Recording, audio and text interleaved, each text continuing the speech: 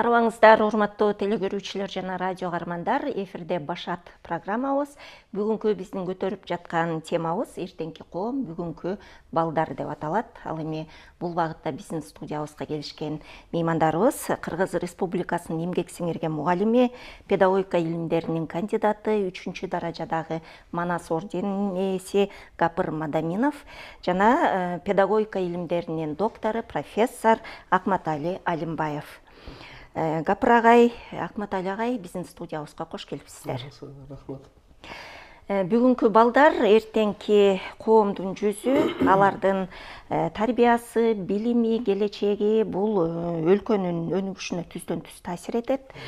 Ал эми биз кандай коомду курарыбызды билгибиз келсе, анда азыркы балдарыбызга биз кандай мамиле кылып атабыз, кандай шартты түзүп берип атабыз, мына ушуга көңүл бурушубуз керек да.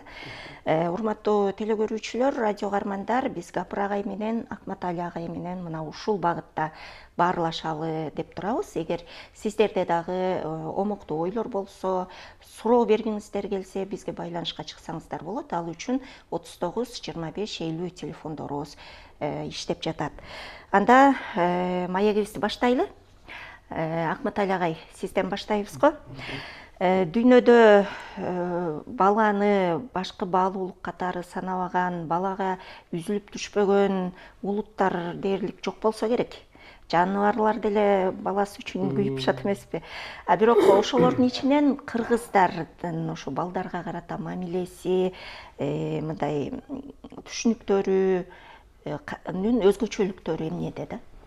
Биринчиден мына ушул кыргыз коомундагы балдар проблемасы маселесин атайын ушул теле берүү уюштуруп атканыңыздар үчүн Маданият каналына терең ыраазычылык билдиребиз, биз педагог катары.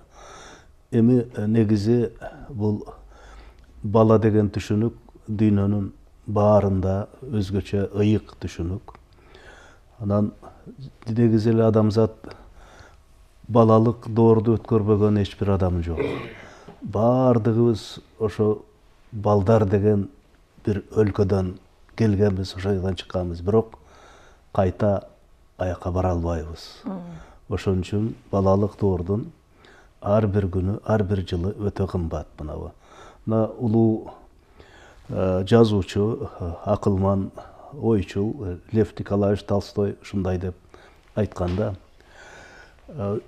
карылыктын бир жылы 12 ай дейт. Ал эми балалыктын бир жылы бир кылым дейт, өзүнчө доор дейт. Анан дагы ушул маселени да уланткан мына ушул.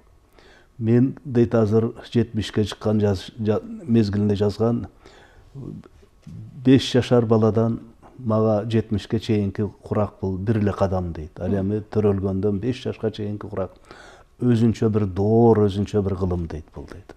Мына бул анткени пайдубал түптөлөт балалык мезгилде.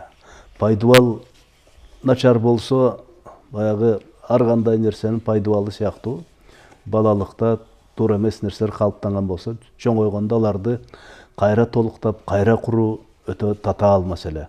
Ошон үчүн мына кыргыздар баардык маселеде эң негизги рационалдуу, көчмөн элези рационалдуу, эң пайдалуу, эң негизги нерселерди тандап ошолорго маани берип, ошолорду баалуулук катары өзү менен муунга ташып жүргөн. Ошонун үчүн кыргыздарды айтсак, бала деген баардык турмуштун негизи болгон. Мына айталы, күндөлүк турмушта айтышат. Бала чака үчүн жашап жүрөбүз дейт мына. Мына балдарыбыздын өмүрүнүн акыркы натыйжасында ушундай дейт. Балдардын жакшылыгын көрүп өтсөк болду дейт. Турмуштун негизги соңку натыйжасында. Анан кийин эң эле немеде бири-бирин көргөндө өздөрү жөнүндө сурабайт мына. Бала чакаң аманбы дейт. Бала чакаңы бетинен өп кой дейт мына. Канча балалуу болду деши. Анан мына карасаңыздар, Манас дастанын баатырдык эпос деп кичине таратып койгонбуз да биз. Маанисинчи, мына негизги баалуулугун. Манас дастаны бул балалыкты даңазалаган, балалыкты өтө кеңир ачкан, ошого көңүл бурдурууга өзгөчө маани берген эпос болуп эсептелет да. Карасаңыздар, бала жөнүндө маселе менен башталат манас. Жакыптын мына эң негизги көйгөйү ошол нерсе. Байлык да бар, алтын да бар, баардыгы бар. Анан балалык, Манастын балалык чагы менен башталат мынабу. Карасаңыздар, мынабу ошол кичинекей кезинде тарбия берип, ошол бир түптөп калыш керек деген маселени бүгүнкү күн ичинде сабак айтат. Мынабу карасаңыздар, Жакып байбичесине айтып атат. Карасам дейт, балаңын акыл аз дейт. 4 жашка чыкканда айтып атат Манас. Байлык камас дейт. Андан көрө дейт, койчуга малай кылып берели дейт. Сөз айтууга жатыксын, сөөгү бышып катыксын дейт. Мына ушул карасаңыздар, мына Манасты атайын элге жакын, карапайым элдерге жакын бир чөйрөдө өзү мээнеттин, байлыктын, бир дүйнөнүн баркын биле турган, элдин баркын биле турган чөйрөдө өстүрүп чоңойтуп атат мынабу. Ошону менен бүгүн бизге жол көрсөтүп атат. Мына ушул тарбия деген баланы жаштайынан тарбия ушундай болуш керек деп. Элчил, мынабу эл катарына кошуу, эл менен эл болуп кетүү негизги кыргызда тарбиянын натыйжасы болгон да. Мына эл катарына кошулса экен деп. Эл катарына кошуу ушу кичинекей кезинен башталган. Мына ошол менен бирге мынабу азыркы учурда мына ошо биздин кыргыз коому өзгөчө көңүл бура турган маселе да бул. Мынабу биз мынабу дүйнөдө улуттар көп. Сиз туура айтып кеттиңиз, баары балдарды сүйөт. Бирок бул багытта кризис жашап келатат мынабу. Мына карасаңыздар, азыр кыргыздарда мына 7 миллиондон ашык калк болсо, ошонун 37%-ине жакыны бул 18 жашка чейинки курактагы балдар булар. Ал эми Японияны алсак, 11%-ке түшүп кеткен. Түштүк Кореяны алсак 14%, бизден 3 эсе азайып кетип атат карасаңыздар. Аларда карып баратат. Карыган муун көп жаш балдар караганда. Ошон үчүн бул бизде баардык маселелер ушу эртеңки коомубуз чоң үмүттө боло турган коом, бул өсө турган коомбуз биз. Ошону менен бирге, эгер балдар өспөсө, коом өспөйт. Мына ушул көз карандылык бар мындай. Негизи элде мындай бир жакшы сөз бар. 100 жылда жер жаңы, 50 жылда эл жаңы депчи. Азыр заман өзгөрдү, түшүнүктөр, аң сезимибиз да өзгөрдү. Анан бала менен ата эненин ортосунда деги эле муундар, мындай түшүнбөстүктөр кагылышы болуп келет. Бирок азыркы күндө таптакыр башкадан, кени жана Z мууну, анан альфа балдары, Z балдары деп да бөлүп коюп атышпайбы психологдор. Анан Гапыр агай, сиз мына ата энелер мектеби деп бир жакшы мектеп ачтыңыз да. Биздин Кыргызстандын тарыхында, 30 жылдык тарыхында дагы ушу 90-жылдары абдан оор турмушка кабылып, ошол учурдагы баягы ата эне мээримине канбай калган балдар азыр ата эне болуп атышат. Анан ушу ата энелер мектебиңиз абдан жакшы натыйжасын берип атканы бизге белгилүү. Мына ушул багытта сөздү уланталы. Жакшы, рахмат. Алгач ушу мен дагы сиздерге, телевидение көрөрмандар бардыгыга салам айтып туруп, ушул теманы орчундуу деп, бүгүн коом үчүн зарыл деп алып чыгып, мына биздин урматтуу профессор эл аралык деңгээлде эмгектери өзү таанымал Ахматалы Алимбеков агайды кошо бирге чакырып, ушул маселени алып чыкканыңыздарга мен ыраазылыгымды айтам. Эми жана сиз берген суроо боюнча туура айтасыз. Бул мынау эгемендүүлүк жылдардан берки, Кудайга шүгүр, бир топ жакшылыктар болуп, өз алдынча алык боюнча бир топ иштер болуп атат. Ошол эле убакта көйгөйлөр деле жетиштүү да. Социалдык, маданий, экономикалык көйгөйлөр. Ошонун ичинен чоң көйгөйдүн бири бул ошол жанагы алгачкы эгемендүүлүк жылдардагы коомдук турмуштун татаалдыгына байланыштуу атайын аргасыз мына мигрант болуп кетип, анын натыйжасында балдардын тарбиясын мындай боштук болуп калгандыгы бүгүнкү күндө өзүнүн залакасын берип атат. Жана агай айтып кеткендей, бул тарбия жараяны тынымсыз жүрүп туруп анан өзүнүн таасирини кийинки муундарга бере берет экен да. Мына азыр сиз айттыңыз, ошол кездеги балдар азыр ата энелер болуп калды дегениңиз, ошол балдардын билими да дагы, тарбиясы да дагы, кулк мүнөзү, жашоо образы да дагы чагылып турат да. Мына ушуларды эске алып 92-93 жылы баштаган элек, мына анан 97 жылдан баштап системдүү түрдө энелердин мектебине өтө баштадык. Анткени баягы кыргызда бир макал бар: караңгылыкты тилдегенден көрө бир бурчуна шам жак деген. Эми коом ушундай болду, балдар ушундай болду деп олтурганын ордуна бир иш кылалычы деп туруп, анан мына ошол энелерди 96-97 жылдары окута баштадык. Анан бир мындай кубанычтуу нерсе, энелерди окута баштаганыбыздан кийин балдардын биринчи билими, экинчи тарбиясы дагы түптөн өзгөрдү да. Түптөн өзгөрдү. Көрсө, тамыр ошо энеде экен, тамыр үй бүлөдө экен. Анан байкасак, окуткандык дагы аздык кылат экен. Анан ошол ата энелер үчүн ушу китепти жаздык, ата энелер сиздер үчүн деген. Көрсө, бардык кесипке окутулат экен. Инженер, дарыгер, агроном, башкага. Бирок ата энелик кесипке окутулбайт экен да, маани берилбейт экен да. Ошону жок дегенде бир мындай бир аз болсо дагы ордуну толтуралы деген мааниде мына китепте ошол энелер мектебинин программасы, анан ошол программага тиешелүү темалар кыскача тезистик түрдө берип баштадык. Жана айткандай жакшы өзгөрүү болду, бирок мен ыраазычылык менен айтып кетемин. Ошол иштерди мындай масштабирование дейт, коомчулукка кеңири таркатууда Исак Бекбоев, Жанкороз Каниметов, мына азыр алдыбызда отурган Ахматалы Алимбековдор өтө чоң колдоо көрсөттү, жана Чынара Саттарова деген зам губернатор.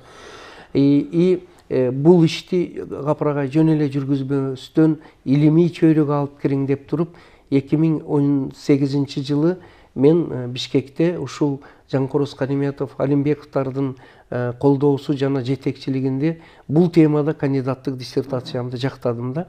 Анан кубанычтуу нерсе, Алмаз Бейшеналиев министр кезинде Мадайминов программасынын негизинде 7 областта мектептерде пилоттук жана балдар бакчаларда энелер мектеби ачылсын деп буйрук чыкты. Каныбек Иманалиевдин тушунда текши бардык мектеп бакчаларга апробациядан өттү, эксперименттен өтүлсүн деп туруп буйрук чыккан. Азыркы күндө кулач жайып келатат. Бирок сапатыга дагы да көңүл буруу керек. Бул ата энелерди окутуу чынында эле жакшы натыйжа берип атат. Анан өзгөчө жана Агай сериалындагы аябай таасир этип атат да, ошону көргөндөн деп, чын эле деп. Анан мына экөөңүздөр тең педагогсуздар да. Бүгүнкү күндө ушу педагогикада бизде агайлар жетишпей аткандыгы дагы чоң таасири бар экен белгилүү болуп атат да. Анткени баардык эле эжелер, бала бакчада да эжейлер, тарбиячылар, мектепке келсе мектепте деле дээрлик көпчүлүгү эжейлер. Анан жогорку окуу жайга барса ал жакта дагы көбүнчө эжейлер да. Анан ошон үчүн биздин эркек балдарыбыз азыр мындай бошураак болуп, өлжүрөгөн сүйүп, мындай бир мүнөзү дагы, кыймыл аракети дагы башкача болуп баратат да. Ушу агайларды көбөйтүшүбүз керекпи? Акматали агай. Албетте, эми бул чоң социалдык, педагогикалык көйгөй. Бул өзүңүз айткандай, бул мектепте тарбиячылардын, мугалимдердин курамында гендердик баланс болбосо, тикеден тике окуучуларга таасир этет. Анткени бул мектепте албетте окуу китеп бар, башка үйрөнө турган булак бар. Бирок эң негизги нерсе бул үйрөнө турган окуу китеп бул мугалимдин өзүнүн жүрүм туруму, көз карашы, пейили, мүнөзү, адаттары. Мына ошол жалаң эле аял затынын таасиринде болуп калса, бул көптөгөн нерсени көрбөй, үлгүлүү эталон нерсени көрбөй калат да. Анан бул көчөдөн көрөт, көчө деген бул стихиялуу тарбия бул. Башка айтканда, аерде ирет жок, ырат жок, башаламан. Анын ата энесинен көрөт. Мына ушул нерсе мектеп чөйрөсүндө, расмий билим берүү мекемелеринде ушул нерсе өксүк болуп калып атат. Ошон үчүн ал үчүн ушул мугалимдер бул кандай албетте социалдык, экономикалык маселе. Ал бүгүн эгерде эркек адам ошол мектепте байланып калса, үй бүлөсүн эл катары багып, карап, камсыз кыла албай калат деген себептер менен мектепке эркек көп келбей атат да. Негизги себептерин эле ошол.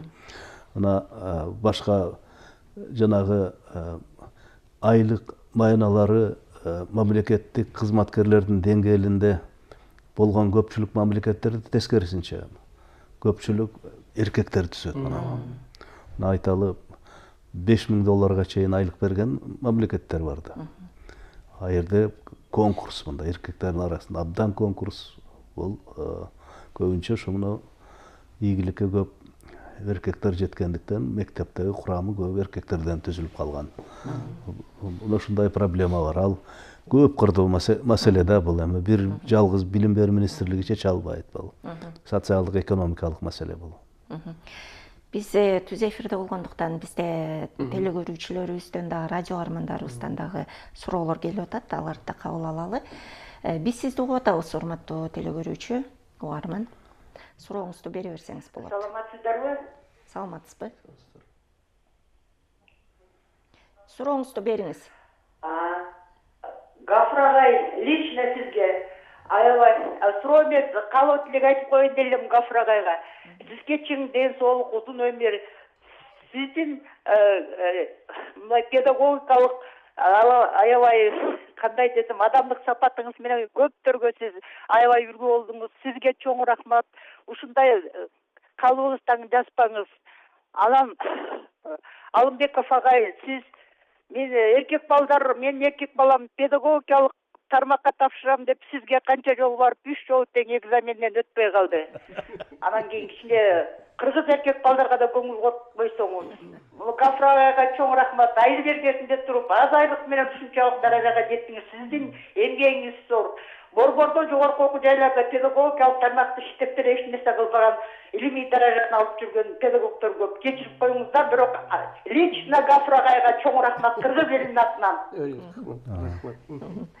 Гафур агай мугалимдердин статусун да көтөрдү да. Гафур агай, ушул ата энелер мектебинде да сиз биринчи башында энелер мектеби деп ачтыңыз, азыр ата энелер болуп, ошо аталарды да тартуу жагы. Анткени мисалы бизде эле жанагы балдарыбыздын ата энелер чогулушуна барганда дээрлик энелер барат да, аталар көп катышпайт да. Мен жанагы көрүүчү эжебизге рахмат айтып туруп, анан жанагы уулум барганда өтүүсү кыйын болду дегени, буга дагы ыраазы болуш керек. Демек Ахматалы Алимбеков ошондой бир принципиалдуулук менен алайын деген ойдо болсо керек. Менимче балаңыз жакшы даярданып туруп келсе, албетте алат. Өтүү кыйын болгону менен өтө сапаттуу жакшы билимди университеттен, Манастан, анын ичинде Ахматалы агайдан өтө жакшы билим тарбия алат деп ойлойм. Рахмат сизге эже. Эми мынау сиз энелер мектеби деп ачкансыз. Азырат энелер мектеби туура. Мына бул китептин аты дагы эле мен энелер мектеби деп эле жазган эмесмин. Ата энелер сиздер үчүн деп. Ал эми энелер мектеби дегенимди ушуну көп суроо беришет. Ушунун биринчиден энелер мектеби деп эненин шаанисини, мындай баркыны дагы да үй бүлөдө балдардын көзүндө көтөрөйүн коомчулукта деген ой менен атаганмын да. Анан эми эне бар жерде ата алдан келет да, ошонун айтканын колдойт дегендей. Анан үчүнчү бир себеби, өзү ыйык китептерибизде эне бул медреседир деген сөз бар экен да. Эне бул медресе деген. Медресе бул орто кылымдардагы азыр деле окуу жайы да бул. Демек эненин баскан турганы, жашаганы бүт бардыгы медреседей билим берет деген. Төртүнчү бир себеби, бул медициналык жактан азыр далилденип маалыматтар чыгып калды. Мен ыраазы болдум. Балдарга 80% акыл эс өзгөчө уул балдарга энеден өтөт экен. Энеден өтөт экен да интеллект. Ошол үчүн бул ушуга кичине энелер мектеби деп атап, анан аталар да келип катышып биргеликте өткөнү бул өтө пайдалуу. Өзгөчө жана сиз өтө туура суроо бердиңиз, мындай агайлардын мектепте саны көбөйсүн деген. Өтө туура, ошо Акматал агай жакшы жооп берди. Ошого бир кошумча айтып коеюн. Илимий маалыматтарды айтып атат да, сабак өткөндө эжекейлердин үнүгө караганда эркек адамдын, агайдын үнү балдарга жугумдуулугу бир аз жогору болот экен да. Андан тышкары эми албетте эжейлерге рахмат, алардын бардыгыга шүгүр кылалы. Ошол эжейлерден дагы кыз балдарыбыз мындай аялдык, кыз балалык бир назиктикти, тарбияны алсын. Бирок ошол эле убакта агайлар көп болсо, жигит балдарыбыз жигиттик мүнөзү менен бекем болуп өскөндүгүнө, ал эми кыздарыбызга деле ошол агайдын бир жакшы таасири болот деп ойлойм. Сиз өтө туура маселени козгодуңуз. Кудай кааласа ушинтип айта берели. Жана Акматал агай айтмакчы, $5000 болбосо деле бир $2-3 000 болуп, анан эң башкысы айлык эле эмес, эркек агайларга, жалпы эле эже мугалимдерге азыр мана президентибиз, өкмөтүбүз, министрлик көңүл бөлүп эле ноутбуктарды берип бир топ иштер болуп атат. Бирок мындан да көбүрөөк коомдук колдоо, имидж болсо, менимче акырындап ушул жакка, жакшы жакка ойт деймин. Агайларды көбөйтүү үчүн Акматал агай сиз да кичине эркек балдардын экзаменине кичине мүмкүнчүлүк берет окшойсуз. Биз эми экзаменде ал жерде немесин карабайт да, гендерлик балансты каралбайт ал жерде, билим текшерилет. Ооба, жакшы. Эми биз ушу көрсөтүүбүзгө карата ата энелерден сурамжылоо жүргүзгөнбүз. Балдарыңызга канча убакыт бөлөсүз, кандай тарбиялап атасыз? Анан албетте азыркынын көйгөйү болуп аткан телефон тууралуу да сурадык эле. Азыр ошол сюжетти көрүп алып, анан маегибизди уланталы. Балам тарбиясын чоңдор кандай болсо кичинекей бала ошону көрүп үйрөнүп калат экен. Чоңдор айтпаса дейм, ушундай жаман жолго салбаса дейм. Могу кечээ мектепте уруш болуп туруп, ошо кичинекей бала көрүп бошонуп жасайт экен да. Айтат элем андай кылышпаса дейм балдарды. Ушундай жаман сөздү көп үйрөтүшөт экен, айтышпаса дейм. Балам азыр школда окуйт. Айтам, сыртка чыкпачы балам дейм. Телефондон болгон оюн мен кичине аракет кылам, сабак көбүнчөсү. Сабактан түшүндүрүп айтам, аракет кылам. Үйдө жетишсиз, үйдө көп турбайбыз да. Эртең менен кетесиң, кечинде келесиң. Телефон кармашат, бирок мен каршымын ошого. Ушу дин жагына аракет кылып атам. Мен 4 балам бар. Экөөсү мектепте, экөөсү садикте. Ооба, иштейм да, ошон үчүн убакыт бөлө албайм да балдарга. Мурун тарбия жакшы болчу да. Азыр болсо биз өзүбүз ишке берилип кетип эле ушу балдарыбыз жакшы каралбай калып атат. Мурун деген апалары иштечү эмес да. Биздин убакта көбүнчө аталарыбыз иштечү. Мен билишимче ошондой болчу да. Мисалы үчүн мен өзүмдүн мамам үйдө отуруп бизге жакшы эле тарбия берген да. Азыркы заманда экөө тең иштебесе жетишпейт да, мындай айтканда. Кыздарга эненин тарбиясы жакшы, эркек балдарга атасынын тарбиясын алган жакшы да. Эки жактан тең тарбия бериш керек. Биздин муундагы башка, азыркы башка, тарбия таптакыр башка. Убакыт дагы жетишпей атат. Техника да өнүгүп атат болбойбу.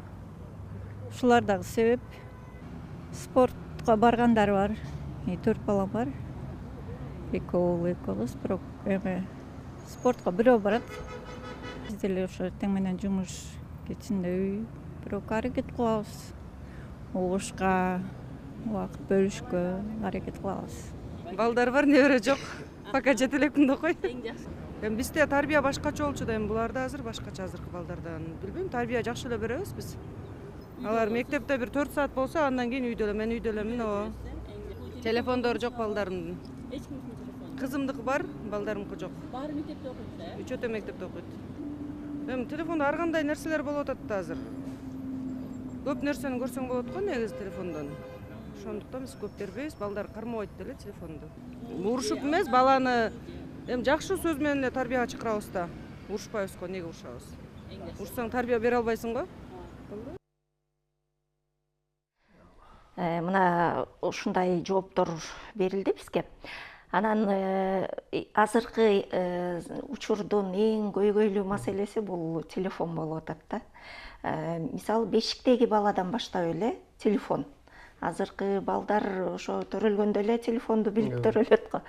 Анан Ахматали агай ошо баягы виртуалдык чөйрөдө жашоо бул көнүмүш адатка айланып калды да. Ошонун позитивдүү, негативдүү жактарын айтып өтсөңүз. Эми азыр башка бир цивилизациялык доордо жашап атабыз да эми.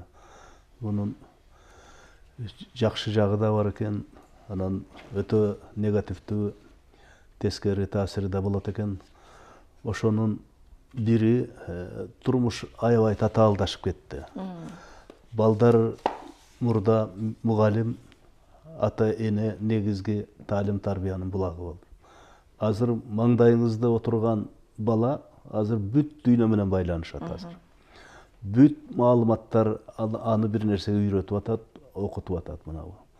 Ошон үчүн мынабу балдарды менен ата энелер бири-бирин тааныбай калып атат да, бири-бирин тилин табыша албай. Мына Гапыр агайдын мына ушул мындан бир топ жыл мурда эле мына ушул энелер мектебин ачканы өтө көрөгөчтүк, актуалдуу маселе болгон да мынабу. Тарыхта айтып коюшубуз керек. Мен мынабу илим чөйрөсүндө адам катары педагогиканын тарыхын карасак, энелер үчүн китеп, энелер үчүн мектеп деген китептер жазылган, бирок ошо китепти жазгандар өздөрү мектеп ачкан эмес, китепкана жазган.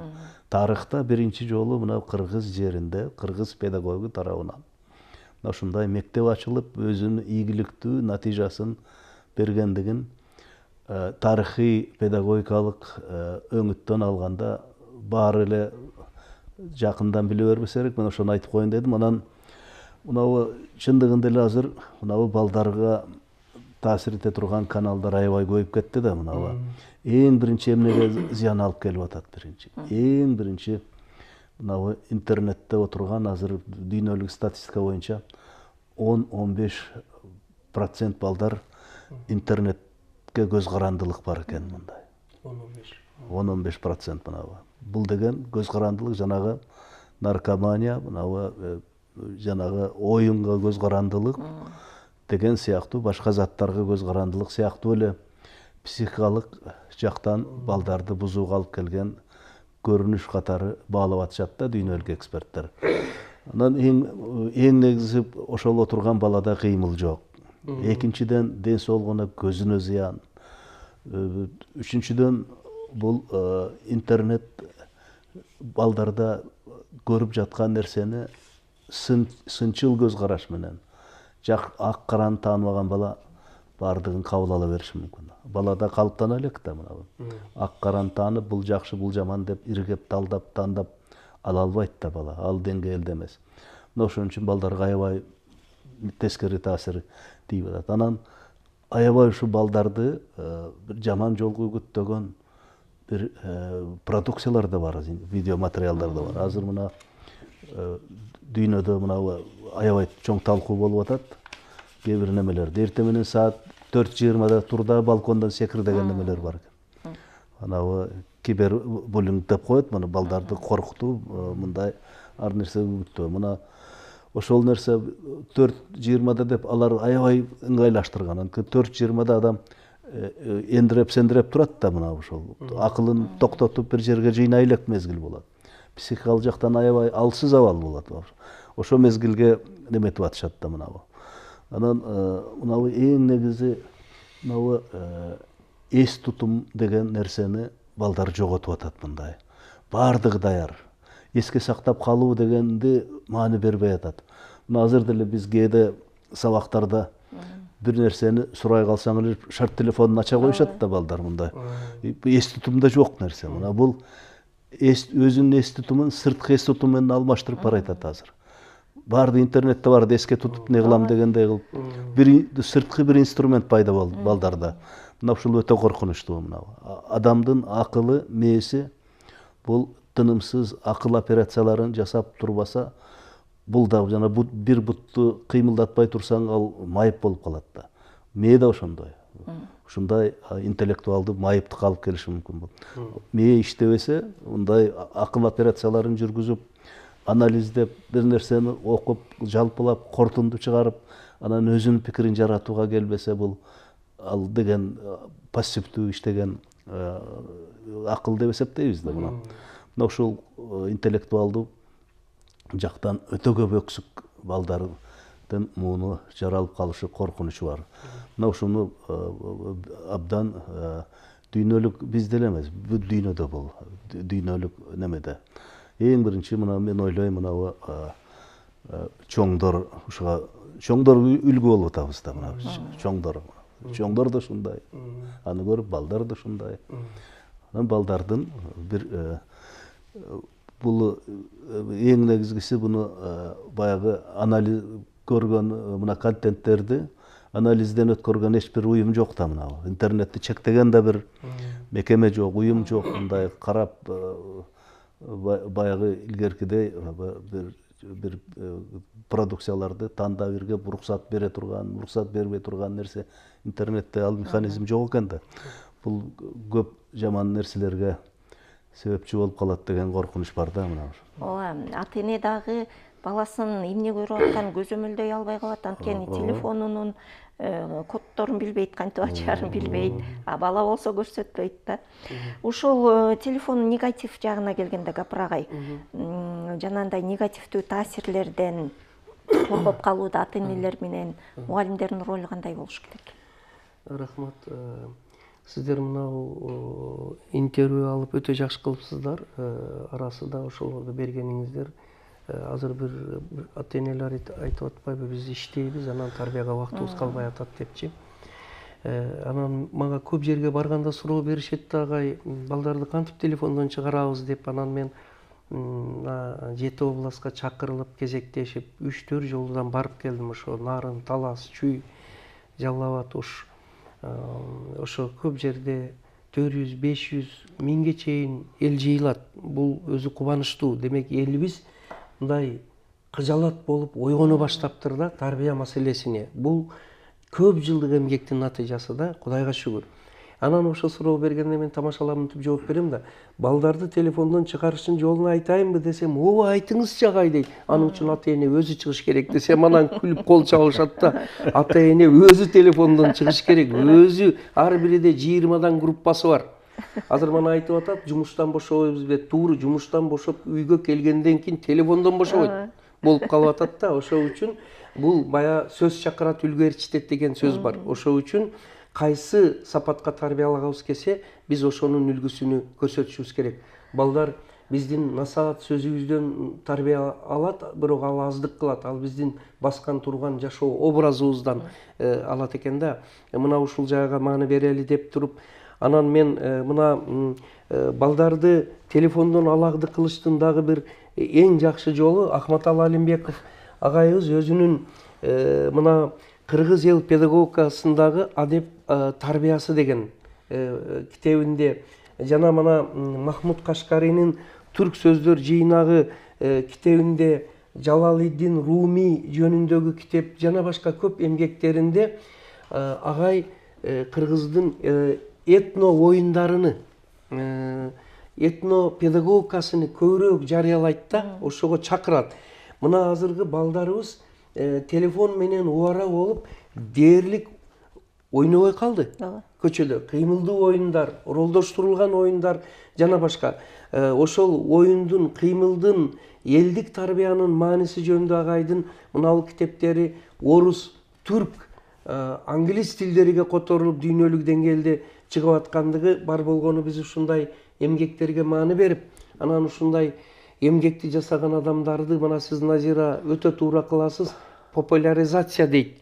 Көбүрөөк алып чыгып, көбүрөөк көңүл бурдурсак, менимче жакшы болот. Бул элибиздин калың катмарыга жетиш керек деген ойдомун.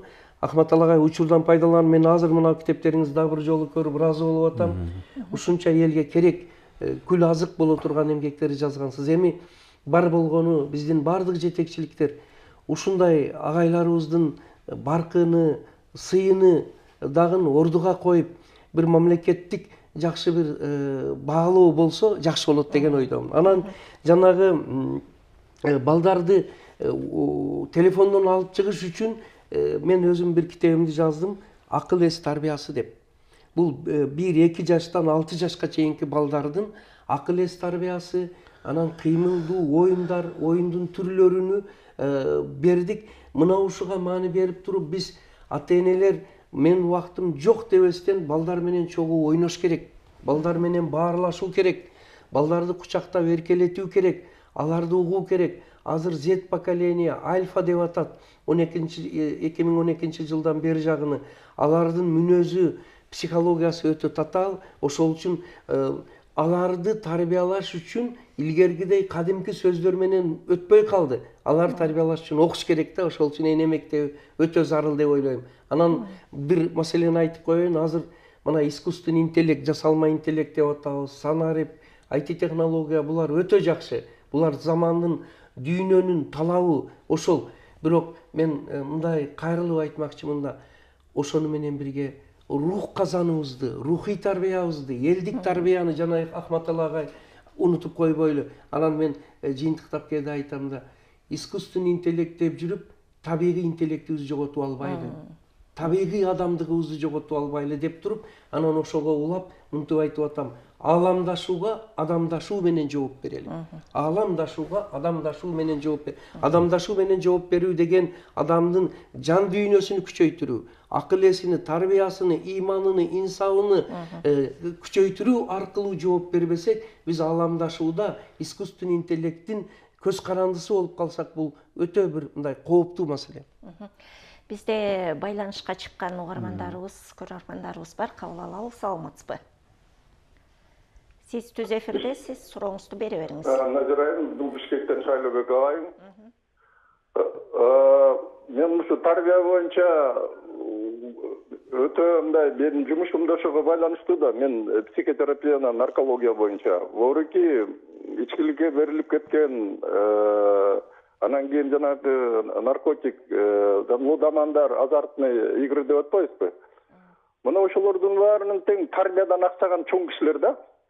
Жашы 40-50 болгону менен кыял зоругу өспүрүмдөрдүкүндөй. Бул тарбия бериш үчүн биринчи чоң киши өзү ошол жолдорду басып өтүш керек да, базасы жакшы болуш керек. Эми ушу тарбия боюнча жанагы бала төрөлгөндө борки жылкынын эмесине салыштыра турган болсок, кулун, тай, кунан, бышты, анан асый деп атпайбызбы? Ошол бышты деген сөз бул бардык жагынан бышты. Турмуштун ачуу таттуусун, кыйынчылыгына, баарына, ысык суугуна чыдаганды биз бышты дейбиз да. Көп адамдарыбыз ушул быштыга жетпей тайгунандын уранында тайраңдап жүрөт да, дагы эле. Кыял жоругу да ошондой. Ошондойлорду инфантильный деп айтат да, инфантилизм. Мына ушул чоңдорубуздун өзүнчө бир школа ачсак да, чоңдорду тарбиялай турган. Рахмат көңүл бөлгөнүңөргө. Комментарий бересиздерби? Айтайын. Урматтуу телекөрүүчү, сиз өтө туура суроо бердиңиз. Ошо чоңдордун өзүнөн тарбиячы, тарбия берүүчү өзү тарбияланган болуш керек деген маселе өтө туура. Анан эми ошол чоңдорду тарбиялоо маселеси коомдо өтө курч турат. Ошого арнап мына тарбиянын баалуулугу деген китебимди жаздым эле. Мындай деген сөз айтат. Жаштарды тарбиялаш керек, балдарды тарбиялаш керек деген сөз бар. Сиз өтө туура айтып атасыз. Балдар кимди көрүп тарбиясын? Кимди көрүп тарбиясын? Коррупцияга барып аткан адамдарды угуп атат. Жана сиз айткан наркоманды, ичкиликти, зордук, зомбулукту көрүп атат айлана чөйрөдөн. Ошол үчүн ушу чоңдор жашы бир топ болуп калган адамдардын өзү үчүн дагы тарбия маселеси бул багытта мен айтар элем. Суймбет Касмамбетов деген мамлекеттик катчыбыз бар. Нарк маселесиде, тарбия маселесиде көп маани берилет. Ушу мүмкүн болсо, мына бул бир маданият телеканалы дагы бир өзүнчө бир ушу чоңдор жалпы эле элибиз үчүн тарбиялоо маселесиде серия теле берүү болсо бул жакшы болот экен да. Мына бул жерде мен Конфуцийди бергенмин. Конфуцийден бир хан элим эч тынчыбай жатат, улам көтөрүлүш, улам бир жакшы эмес жактарды көрсөтүп атат, эмне кылайын дегенде айткан экен, элиңди тарбияла деп. Карасаңыз, балдарды тарбияла, жаштарды тарбияла дептир, элиңди тарбияла дептир. Ошол үчүн бул тарбия өтө чоң маселе. Тарбия адамды сактайт, тарбия үй бүлөнү сактайт, мамлекетти сактайт, коомду сактайт, адамзатты, ааламды сактайт деп туруп мына жерде бергенбиз. Сиз туура маселе козголдуңуз. Бул деген сөз мамлекеттик масштабта, министрлик масштабында, бардык коомдук уюмдарда биз тарбияны архиважный номер 1 маселеге чыгарганыбыз өтө зарыл маселе деп ойлойм. Ооба, эми телефон дегенде чын эле жанагы балдар мурдагыдай ойнобой калды. Мурда ата-энелер балдарды эшиктен үйгө киргизе албаса, азыр эшикке чыгара албайт да ата-энелер. Анан эми бизге бөлүнгөн убакыт аяктап баратат, ошон үчүн бул суроолорду да кеңири сүйлөшсөк сонун болмок. Бирок азыр дагы бир көйгөй бар, мугалимдер менен окуучулар, ата-энелер ортосундачы. Анан ошон үчүн бүгүнкү турмушта ушу балдардын көйгөйүн чечүүдө мугалимдер мындай кандай сапаттарга ээ болуш керек? Кыскача айтып өтсөңүздөр. Бүгүн негизи жана бардыгы ушул ой ушуга келип атат. Ата-энелердин өзүн окутуш керек, тарбиялаш керек дейм. Аны ким окутат? Аны кесиптик жактан даярдыгы бар мугалим. Мына Капрагайт мектеби сыяктуу мугалимдер окутту да ошо ата-энелерди. Мына ушул бүгүнкү күнү ошол жогорку окуу жайларда мугалимдерди даярдайбыз. Бирок балдарды окутуу, тарбиялоого гана даярдайбыз да мына. Мына ошолорду ата-энелер менен иштеп, аларды балдарды тарбиялоого кантип үйрөтүү керектиги жөнүндөгү кесиптик даярдыктан өткөрүшүбүз керек да. Ал тилекке каршы бүгүнкү жогорку окуу жайлардын окуу план программаларында бул маселелер жок. Бул жогорку окуу жайларда мына ушул маселени колго алсак, мугалим коомдук функциясын, баягы коом көйгөйлөрдү чечүүнүн үстүндө жооп берген, ошого даярдыгы бар мугалимдерди даярдаган болот элек. Мына анткени мына ушул жанагындай айтканыбыздай бүгүн ар бир бала өзүнчө табышмакта мына. Бүгүн классты окуткан мугалимде эмес, ар бир баланы окуткан, ар бир баланы тарбиялаган, класстын же сабактын мугалимин эмес, окуучунун, ар бир баланын мугалимин, ар бир баланын тарбиячысын даярдаш чоң проблема болуш керек, чоң милдет болуш керек бул. Агай, туура айтасыз. Анан сиздин сурооңуз ошо бүгүнкү мугалим, ата-энелер, окуучулардын ортосунда конфликттер болбосун үчүн, жакшы гармониялуу билим тарбия кетиш үчүн мугалим кайсы сапаттарга ээ болуш керек дегениңиз өтө туура суроо. Азыр мына биздин мектептерге жаңылыктар, реформа жүрүү үчүн Сингапур методу деп бир топ жаңылыктар кирип атат. Пизага даярдык деп мына министрибиз доктор Гулшар Шерина бул багытта бир топ иштерди билим берүү академиясы жасап атат. Ошол эле учурда биз мугалимдерибизди санариптик жактан даярдоого маани берүү, кесипкөйлүк өзүнүн предмети боюнча даярдоо менен биргеликте андан кем эмес мугалимдерибизди тарбия маселесиге даярдоо, ата-эне менен иштөө, коомчулук, социум менен иштөө, эң башкысы балдардын психологиясыны жакшы билип, азыркы учурдагы тарбиялык иштердин заманбап жаңы методикалары жөнүндө бир өзүнчө орчундуу көңүл буруу бул замандын талабы деп ойлойм. Анткени мына көрүп атасыздар, кээде балдардан бириге бири зордук кылып, ортого алып бир баланы токмоктоп, же болбосо ата-эне келип мугалимди жакалап оор көрүнүштөр болуп атат. Ошолордун бардыгын алдын алыштын бир жолу мына ушул мугалимдерибизди толеранттуу болуп, ата-эне менен окуучулар менен иштөөгө өзгөчө маани берип даярдаш керек. Гапыр агай, Акмат Али агай, сиздерге терең ыраазычылык билдиремин. Убактыңыздарды бөлүп келгениңиздер үчүн. Урматтуу телекөрүүчүлөр, радио каармандар, сиздер көргөн Башат программасы болду. Саламатта болуңуздар.